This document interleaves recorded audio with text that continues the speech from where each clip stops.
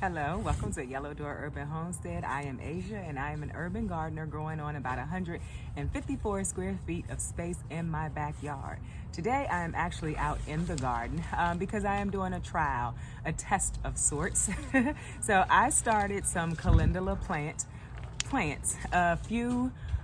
I'm gonna say a few months ago. It may have been sometime at the end of December. I did not write it down. It may be a good idea for you to take notes. I am doing that this year. I'm taking more notes than I have before because I'm really trying to test what I can grow, what will grow perennial in zone 7B. So calendula are not perennial plants.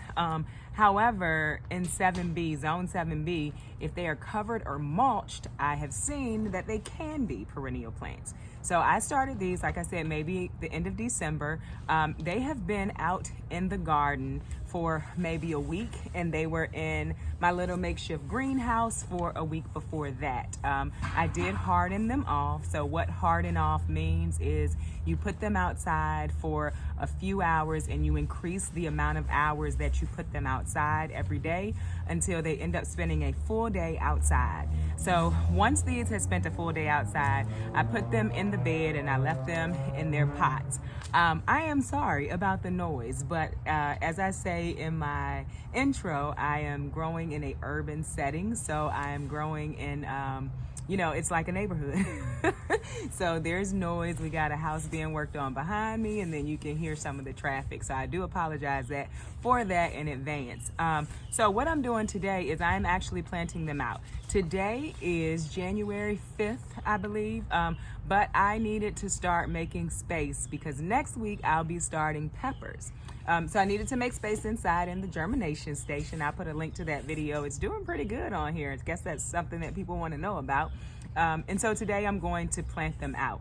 I am not going to put anything in the soil at this point in the planting holes that would make them want to grow. I am not trying to grow these at this point. I'm just trying to see if they will survive. So I'm going to plant them very close together as well because what I noticed is the plants that were in the middle of the tray that they were sitting in look a lot better than the plants that were on the outside of the tray. And so I'm thinking if I plant them very close together, maybe it'll generate heat. I'm not really sure how that works, but that is what I noticed about the plants that were in the middle of the tray. My plan after these are planted out and once spring gets here is they'll be transplanted into the flower bed. And the flower bed is not covered right now. It's also windy today. Let's give it a minute. Can you hear my wind chimes though? I love wind chimes. There you go. It's not covered at this point, but I do have calendula from last planting season that's still alive. Of course, there's no flowers or anything on it, but the greenery is still alive. And so I do think that this will work. I don't feel comfortable putting these out uncovered because they are new. So, like I was saying, I'm not going to put anything that would tell them, hey, grow, feed, I'm being fed, I should grow. What I am going to put in there is some bone meal. Bone meal is good for, it's good for flowering plants, but it's also good to help with establishing roots. So I'm only going to put bone meal into each planting hole. And then I am hopeful that when spring comes, even if they look a bit tattered and torn, I will be fine with that. I just hope that they're still alive.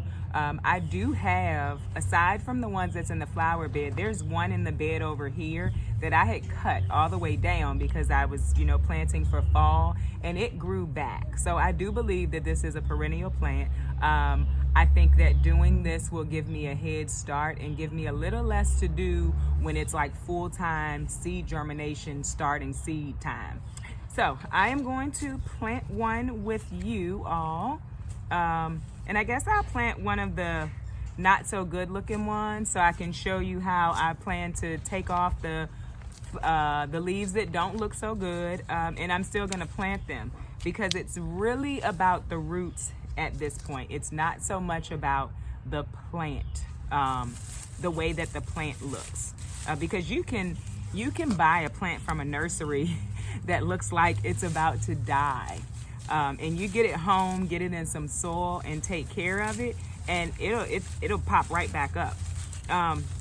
So I'm just gonna plant them in this little area right here, but really close together. So I'm gonna put my gloves on. It's kind of cold out here. It's like 30, maybe 34, 35 degrees. But luckily in my backyard where I'm sitting, I get a lot of good sun. So the sun is warming it up a bit. Even, I think you can see this a little bit. This plant right here, I planted out sometime when it was really cold and it's still surviving, but there was also 4 of them here. And I didn't harden them off very well either. So that's understandable, but that they wouldn't have made it, or not all of them anyway. So I'm just gonna take and make a little hole here, a hole that's deep enough to sit the plant in. I'm gonna show you my soil. Looks pretty good. I've been working on it over the last year, you know. So I'm just gonna take a small handful of bone meal and I'm gonna put it down in the hole. And so this is one of the plants that, you know, the leaves kind of died on, but you can see the middle leaves are still green and still strong.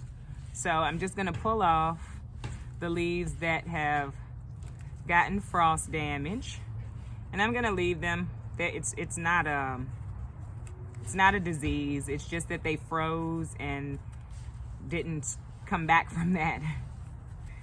So then I'm not really sure how I'm going to label these. Once they start to flower, I'll know what they are. But so this is a snow princess. They're very pretty. And I had them last year. So I'll show you the root system. The soil is a bit wet. It's a bit wet because we've had rain. And so I'm not gonna end up watering these in. I think they'll get enough contact with the soil in the bed from the moisture that's already in the bed from the rain, as well as the fact that this is kind of dripping wet. So just gonna set it down in the hole. Don't plant it any deeper than it is in the pot, because you don't want for it to rot. And then I'm just gonna fill it in the sides, make sure there's contact, and that is planted. And so at night, I cover this bed with plastic. You see my hoop right here that I keep trying to duck under because it's shading my face. So I cover it with plastic every night. And so they do get some protection. I'm not just planting them out into the elements because it is still too cold for that. Tonight we're gonna get down to 17, I believe, but they have survived the teens. And so I feel pretty confident that they will survive the rest of our winter. February will be cold, and in March we'll be up to decent temperatures where it doesn't get very cold at night. And even if it does freeze, it doesn't drop to the teens. So just wanted to come on and tell you what I'm doing. I am one of those people who like to do tests to see if it works. When you are growing in a small space, testing things that the internet or books say don't work, I don't see why you wouldn't try it. If it doesn't work, then it doesn't work. But then maybe you can get lucky and it does, and then you know that you have extra time, or you can do something a little early or a little later to make space. So that's the kind of thing that I do. All right, thank you for watching. Please don't forget to subscribe. You can find me on Instagram at Miss, and that's MS, Asia Spratley. I post over there every day about the things that's going on in the garden, and I would love to see you over there. All right, have a wonderful day. We do this at the end of every video, don't we? And my remote is not good. It's just not a good remote.